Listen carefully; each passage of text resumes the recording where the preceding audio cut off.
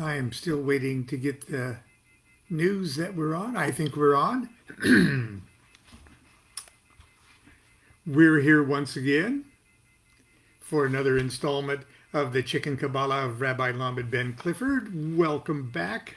I hope my technology is working yesterday. I got it working yesterday, but I noticed my face was really pinched and long in my playback. I don't know if that's going to be an everyday thing, but if so, I'll live with it if you can. Today's chapter is chapter 9. I'm not sure we're going to get through the whole thing in time to let you get started with the rest of your day, but it's a very timely one because I don't know if you're going to be joining me starting tomorrow night and for the next consecutive Wednesdays for a 4-part Magic of Tarot set of workshops that I'm doing online. I'm not sure if the registration is close because I think it was limited, and I think we're pretty near full, if not full. But anyway, if you're going to be joining us for that series of workshops, today's chapter of the Chicken Kabbalah should be of really special interest because it's chapter 9 is called Chicken Tarot and the Holy Guardian Angel. So, as always, each chapter is introduced by yours truly, Lon Milo DuQuette. And it, as usual, starts with an epigram from the rabbi. The you that you think is you is not you. It is a dream you. In fact, the you that you think is you is a dreamer inside a dreamer, inside a dreamer, inside a dreamer. You are the king of the universe, who has fallen asleep and is dreaming he is the queen, who has fallen asleep and is dreaming she is the prince, who has fallen asleep and is dreaming he is the sleeping princess. Rabbi Lamed Ben Clifford. Rabbi Ben Clifford's passionate embrace of the tarot represents perhaps his most dramatic departure from the traditions of Orthodox Kabbalah.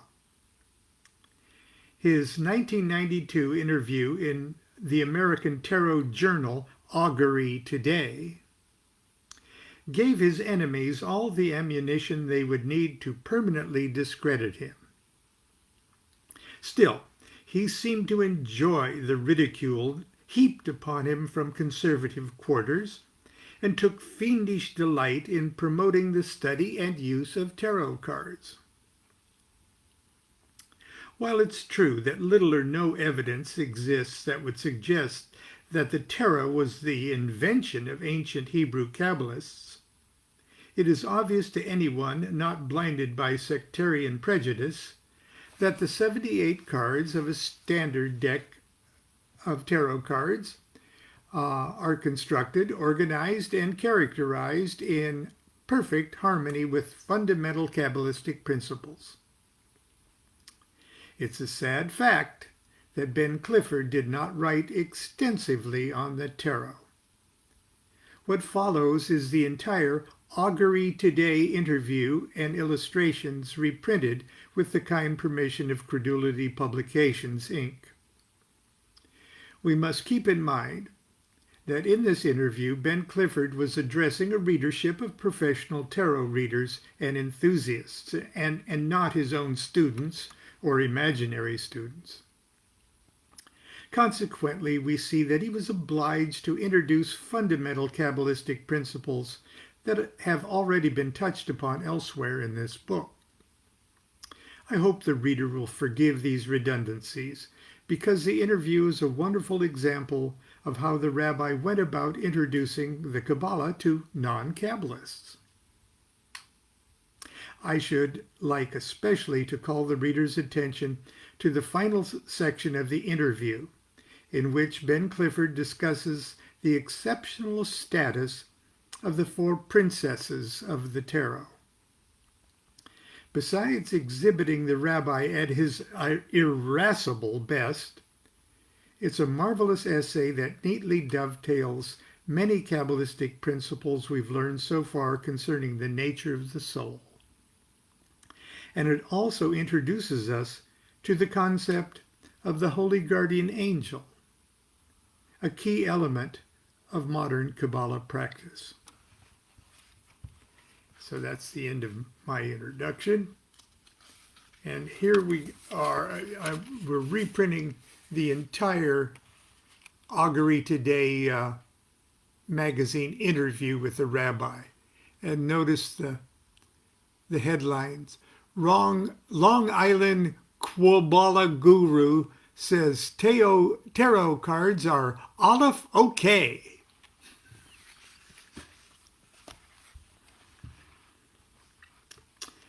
By Ida Pingala. Augury Today. Augury Today, Volume 2, Number 2, July-August 1992. Reprinted with permission of Credulity Publications, Inc., Chicago. Augury Today. I'm talking today with Rabbi Lamed Ben Clifford. The rabbi operates what I guess we could call an ashram in his home in Montauk, New York, where he teaches the marvelous mystical magical art of the Kabbalah. Is that how you pronounce it, Rabbi? Kabbalah? Rabbi. Pronounce it any damn way you want. Well, okay, I will then. Thank you. That lifts a burden from my shoulders. I'm always afraid I'm going to mispronounce all these exotic and esoteric words. The rabbi. Lifting spiritual burdens is my job.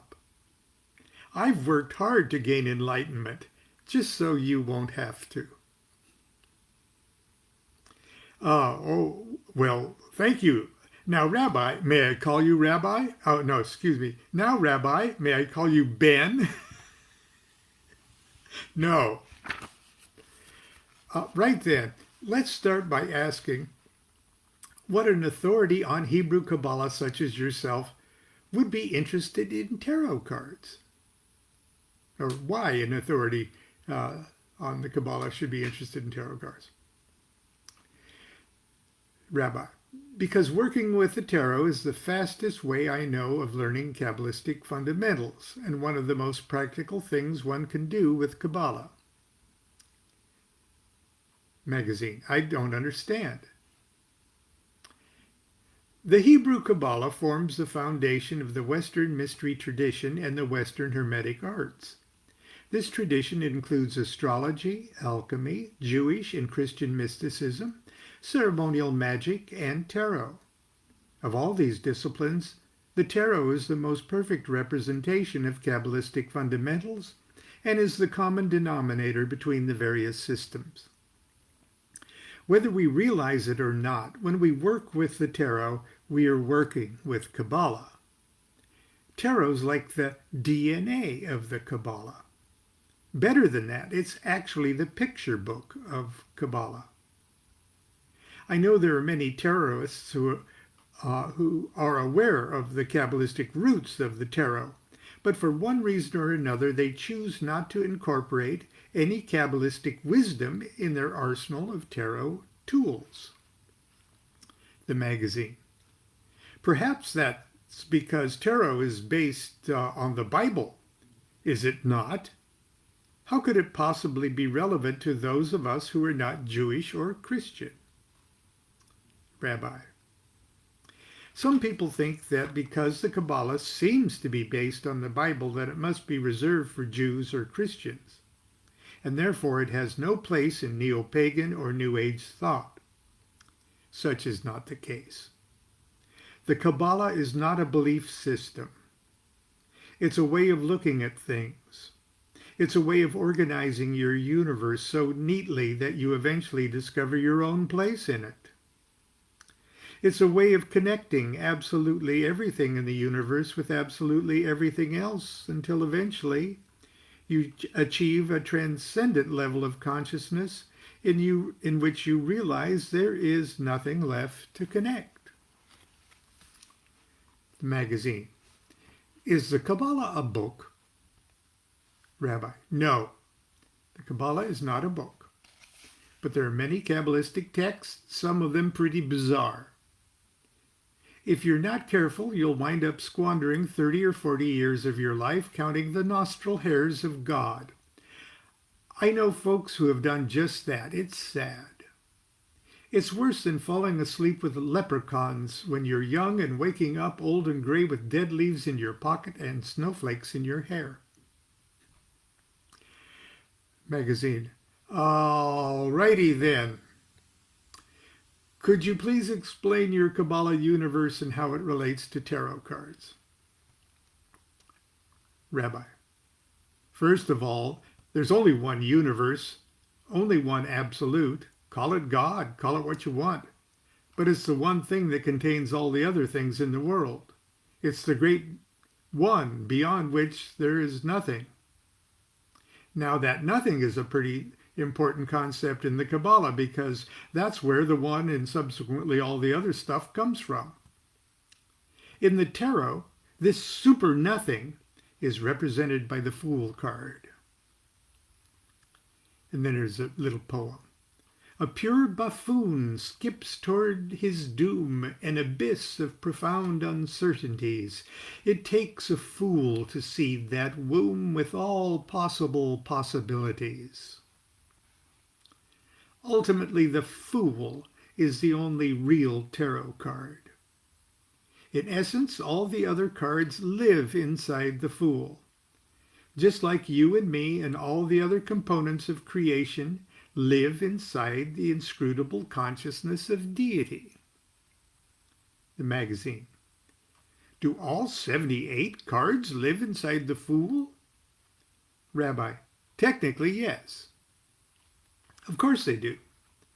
But for our purposes, it'll be better to think of the tarot as two distinct groups of cards. The Greater Arcana, or 22 Trumps, and the Lesser Arcana, 56 cards, broken up into 4 suits, each containing an ace, 4 court cards, and 9 small cards. First, let's look at the trumps. We put the Fool under our microscope, and we see that there are 22 trumps, including the Fool. These are the cards most people think of when they hear the word tarot. The Fool, the Magician, High Priestess, Empress, Emperor, Hierophant, Lovers, Chariot, Strength, Hermit, Wheel of Fortune, Justice, Hangman, Death, Temperance, Devil, Tower, Star, Moon, Sun, Judgment, and the World. Now, there just so happens to be 22 letters in the Hebrew alphabet. What a coincidence. The Hebrew alphabet is really the foundation of the Kabbalah, and though it might not be immediately obvious, the 22 trumps are the visual expressions of the 22 letters and their esoteric meanings. Now, some of your readers might use the 22 trumps exclusively when they read tarot cards for themselves or others. If that's the case, each spread could actually spell out words. Magazine. You mean words? You mean the cards could literally be spelling out an answer to a question? Rabbi, that's exactly what I'm saying. Tell me, what's the one most common question a tarot reader is asked to answer? Magazine.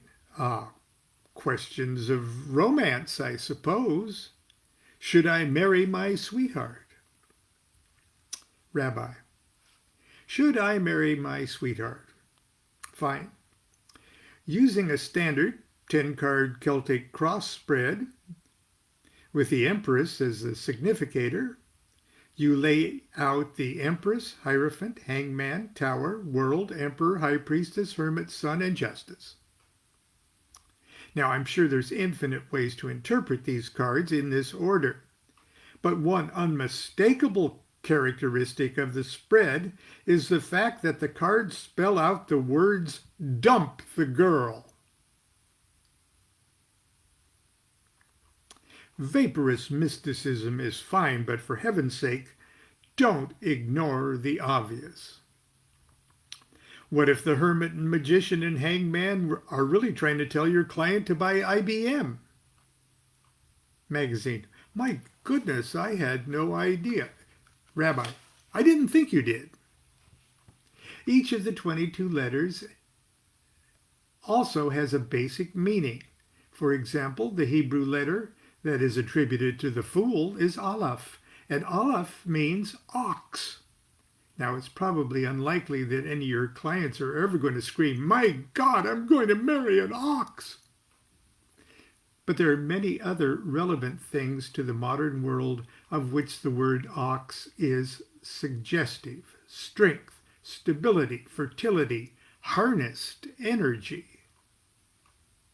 See what I mean? You can never predict how your awareness of this attribute might someday trigger a psychic reaction and provide you and your client with the answer.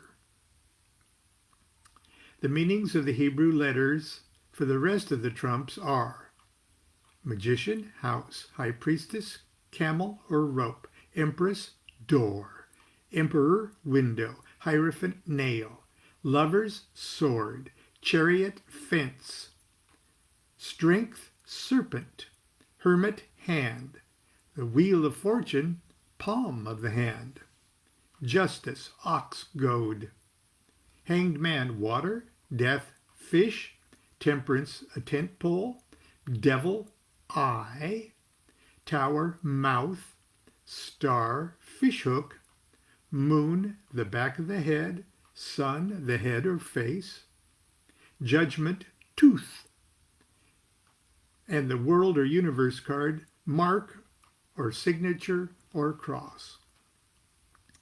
If you did nothing more than to learn the meanings of the Hebrew letters for each trump, you would have 22 additional sources of information to draw upon when reading the cards.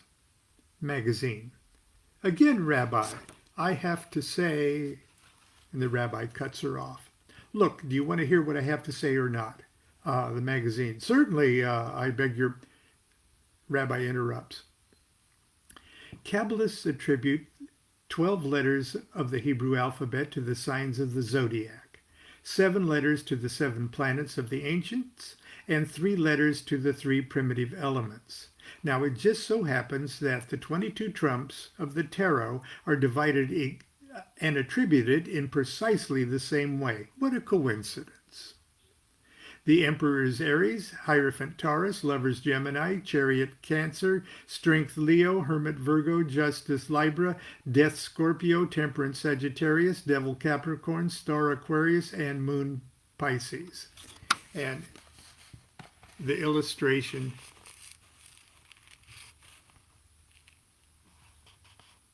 shows the cards separated into 3 7s and 12s. Primitive elements, 7 planetary spheres, and 12 signs of the zodiac.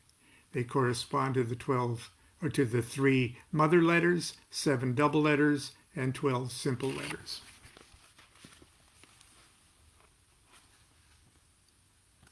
In reading a zodiacal trump, a zodiacal trump might obviously be pointing to a specific time of the year, perhaps the questioner's birth sign or that of someone else important to the reading. Maybe the card is pinpointing an appropriate time to schedule an event such as a wedding or a vacation. The magazine.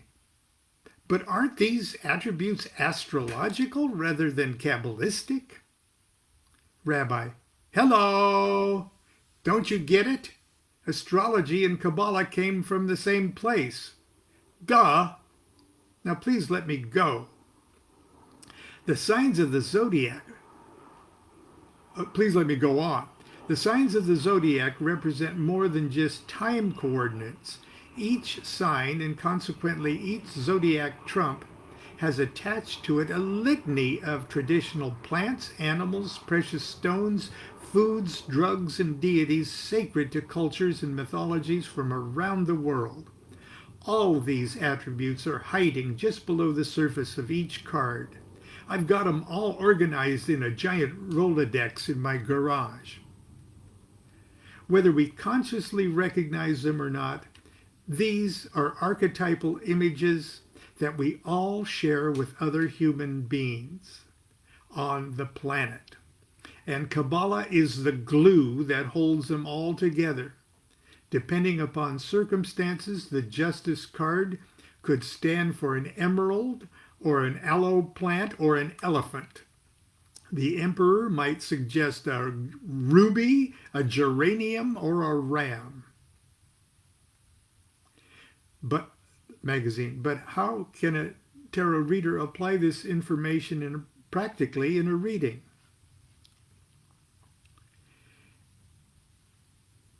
It all depends upon the question.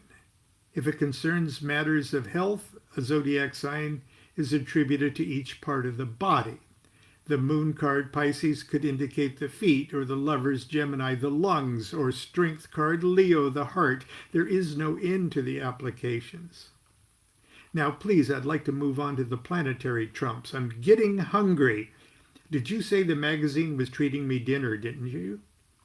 Yes, of course. The Carnegie Deli, if you like. Rabbi, dear God, no. Maybe Ethiopian food? Whatever you like. You were going to tell us about the planetary trumps. The rabbi, I love Ethiopian food. The magazine, Ethiopian food then.